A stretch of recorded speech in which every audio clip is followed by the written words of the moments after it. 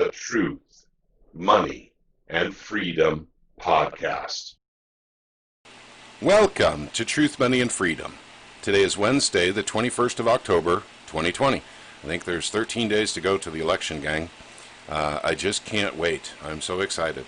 Actually, an interesting note, we're thinking about doing a live stream out of Truth, Money, and Freedom Discord.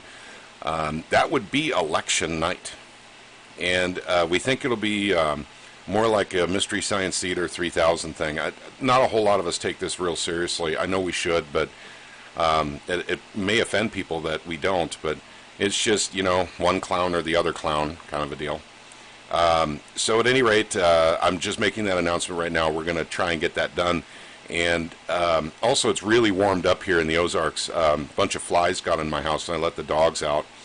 And so at any rate, please forgive if you see flies around. It started yesterday, actually.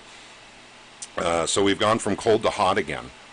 And this is the way it is in the Ozarks. You guys probably have this saying where you live, if you don't like the weather, wait 5 minutes. That's what we say down here as well in Missouri. I did want to cover a couple of stories with you guys. But first I want to make a final comment about the purge on YouTube. There's actually, I found out last night, there's even more people that were purged that I was unaware of. And not necessarily people I followed. However, there are two more people I followed I didn't do a video on. And Sarah Westell and X22 Spotlight. So those were the two that I had followed and didn't say anything about. And I probably will at some point, just so you guys know you can find them, on Library and BitChute.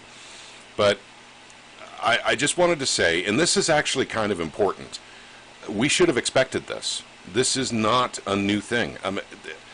YouTube is owned by Google, and Google's owned by Alphabet, and Alphabet's a CIA front company. We all know this. It's verifiable. You can look this stuff, you can Google it. So should it surprise us that the federal government is actually doing the very censorship that we're asking them to deal with?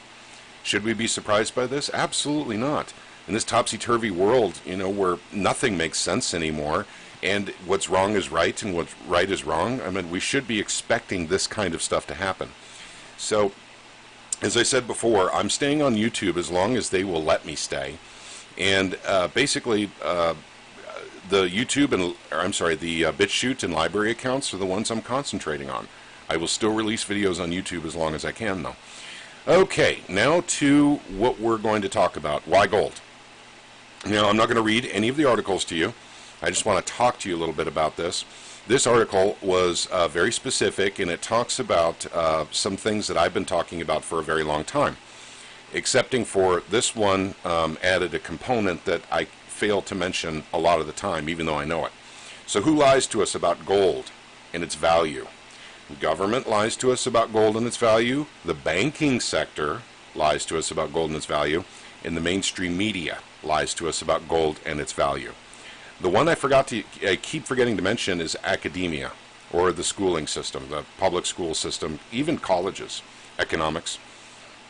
And the reason I bring this up is because this is very, very important to stick in your memory banks. I know I've said this before. There's Timmy Chonga.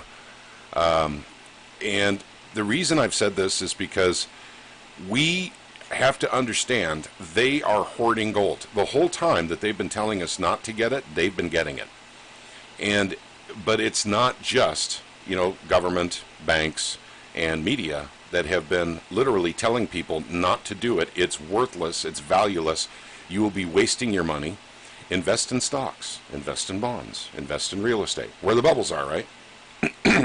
Well, if you've been investing in gold, since the early 90s, you would be doing very, very well right now. But the mainstream media doesn't like to portray it that way. Gold has outperformed the stock market. Every indice, excepting for, if you take a look at, Venezuela, where they're in a hyperinflation. But that, in their country, gold outperformed, their stock market. So it's important for us to understand and add context to the fact that the central banks are hoarding gold. Lots of it. We're talking about thousands of tons. Hundreds, if not thousands of tons. And this is quantifiable. You can look this up. It's easy to find. But they tell us, no, don't get gold. Don't do it. Not worth it. Wasting your money, wasting your time, wasting your resources. So maybe we should stop listening to them and do what they do. Next story, silver and the epochal maldistribution of wealth. This article I bring up because it talks about the 1% and how much of the wealth in America the 1% own. And they're talking about, let's see, according to the Federal Reserve data, the richest 59 Americans have wealth of $2 trillion, which is the same as the wealth of the poorest 50% or 165 million people. If we instead take the richest 1%, their wealth in quarter two of 2020 is 34 trillion, or 17 times the poorest 50%.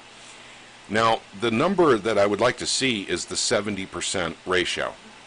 When the top 1% literally have 70% of the wealth, that's where you can expect your revolution. That's where the tire fires start. And I don't know where we're at on that scale.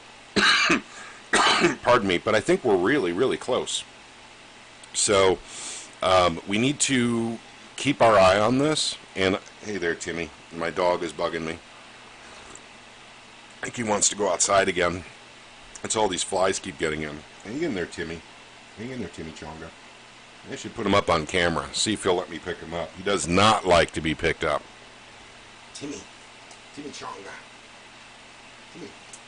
Come on. Okay, hopefully you guys can see him. Yeah, he likes to kiss. And he's having a problem holding his liquor right now. Okay.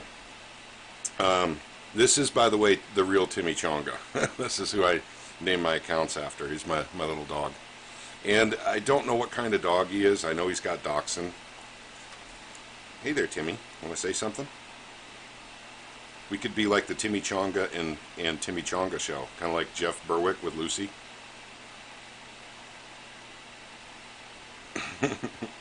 So that's Timmy Chonga. If you guys can see it in the background, that's... I know, buddy.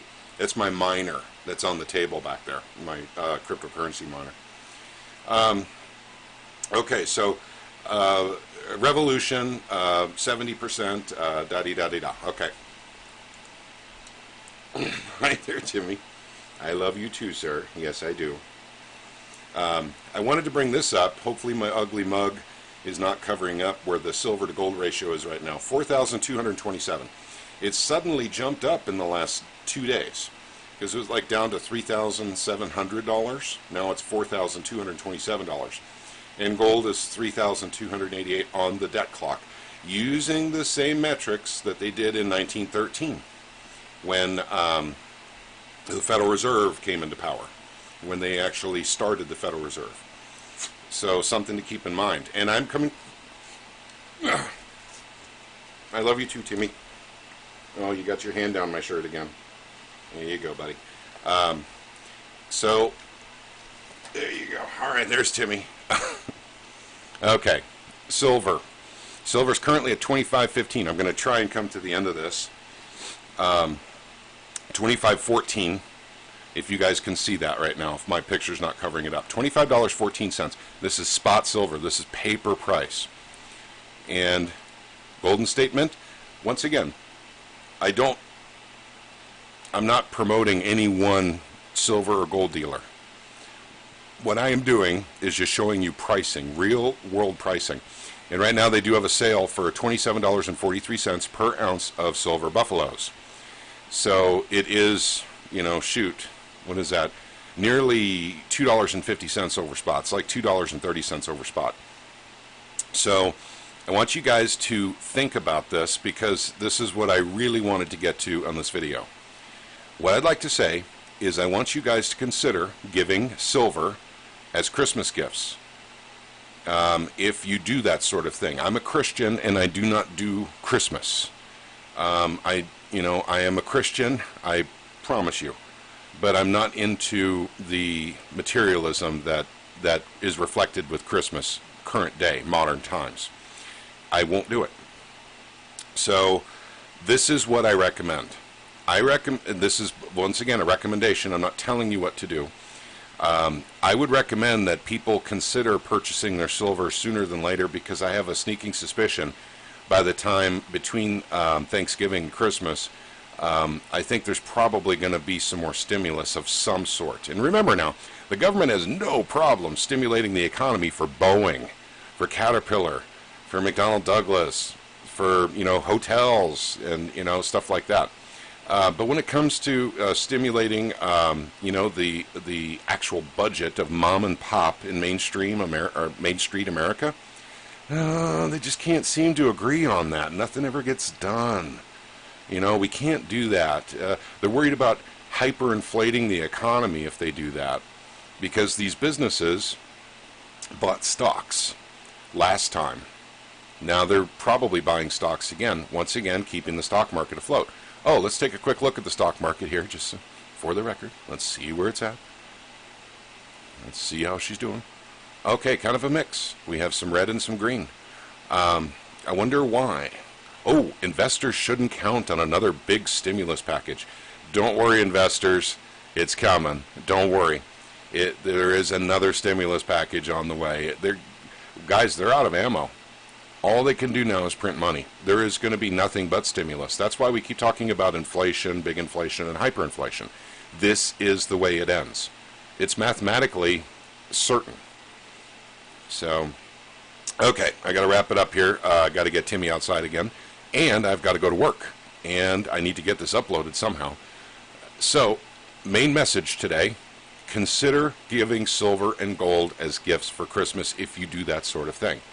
Now, I know that that little Johnny, who has been begging Santa for a PlayStation 5 or, the latest Dan Fogelberg record, whatever kids are into these days, little Timmy may be upset, little Johnny may be upset, about getting silver instead of that. But I want you to consider something.